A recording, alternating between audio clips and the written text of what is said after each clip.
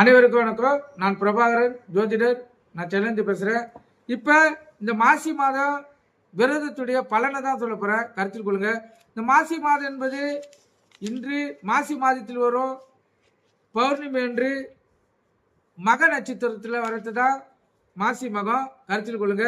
இதில் விரதம் இருந்தா, அதாவது முழு நேரம் விரதம் இருக்க முடியாதவர்கள் மதியம் ஒரு வேளை மட்டும் உணவு சாப்பிட்டு விட்டு இரவு பால் பழங்கள் சாப்பிடலாம், தவறில்லை, அதுவும் விரதம் தான், கருத்தில் கொள்ளுங்க.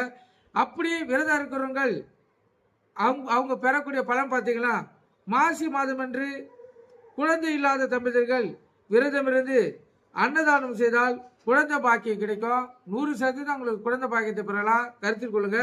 அதே போல மாசி மக நாளில் புனித நீராடி இறைவனை வணங்கினால் சகல தோஷங்களும் நீங்கும். மேலும் குடும்பத்தில் ஒற்றுமை பலப்படும், செல்வ செழிப்போட வாழலாம், கருத்தில் கொள்ளுங்க. மாசி மகத்தை நீங்க தவறு விடாதீங்க. குழந்தை இல்லாதவர்கள் விரதம் இருந்து இந்த நாளை பயன்படுத்தி கொள்ளுங்க. ஏழ்மையில் இருக்கிறவங்களும் இந்த நாளை மிக சிறப்பாக நீங்கள் விரதம் இருந்து கடைபிடிச்சீங்கன்னா உங்களுக்கு உங்களுடைய பூர்வ புண்ணிய தோஷங்கள் நீங்கி மகிழ்ச்சிகரமான வாழ்க்கை அமையும். கருத்தில் கொண்டு பயன்பெறுங்க. நன்றி, வணக்கம்.